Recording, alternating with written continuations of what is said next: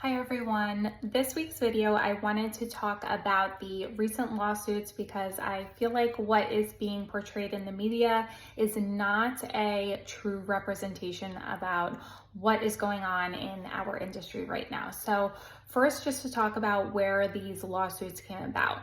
The lawsuits are saying that sellers did not realize that they were paying both the listing broker commission and also the buyer broker commission.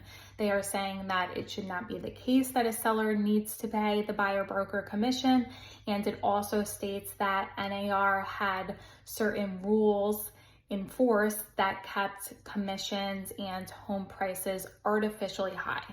So I wanted to first off by saying that, and this goes for our agency, things and rules and forms change from state to state, but the listing contract that we use with our sellers clearly states that the commission is negotiable, and whatever commission you agree to pay our company, if there is a buyer broker who brings a buyer that buys your home, we are going to share a portion of our commission with that buyer broker.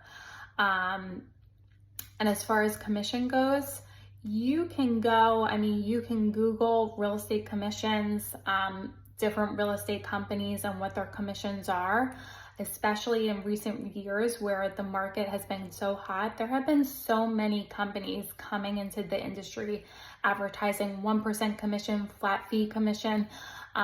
So if you look, you can see that there isn't a set standard commission that is enforced by the entire industry.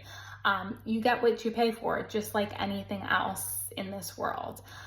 So that kind of gives you an idea of, when you're listing your home, how we go about it and kind of how commissions work.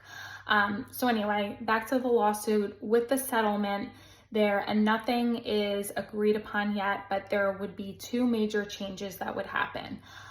First of all, not that sellers can no longer pay a buyer broker, but whatever the compensation is can no longer be posted in MLSs that are governed by NAR. So the way business works right now, if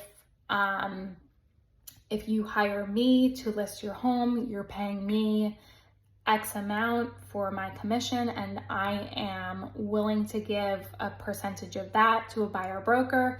That's clearly stated in the MLS what that buyer broker will get if they sell your home. With this new rule in place, that would mean that I can't advertise it in the MLS, that I would have to communicate this to other agents in some other manner. So that's the first rule. The second rule would state that buyer's agents and buyers who are working together will need to have a buyer's agency agreement signed. And there are certain agents that already only work with buyers who are willing to sign this agreement. And this agreement would say, the buyer is hiring you to work for them. This is the agreed upon fee or commission that they get. And if the seller is willing to pay that, then that's great. But if the seller is not willing to pay that you as the buyer would be covering this fee. So especially in today's market, I think that the large majority of buyers want to be represented by a buyer's agent, and they see the value in that.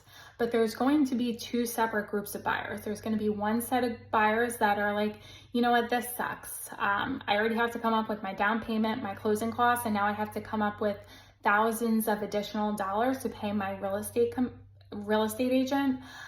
It sucks, but it is what it is. They can do it. But there's going to be a second group of buyers that they don't have the money to do that. They're already putting the minimum down payment.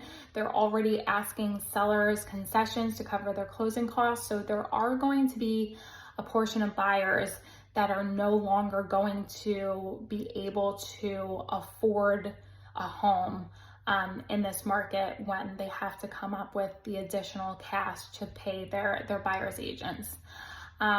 So anyway, this is kind of what's happening right now. Nothing has changed as of yet, but these are the changes that are most likely going to be coming and coming sooner than we had expected. So we'll keep you all posted about the changes. If you have any questions, please feel free to reach out. You could either send me a message, leave a comment, or my email address is steph.geist@gmail.com.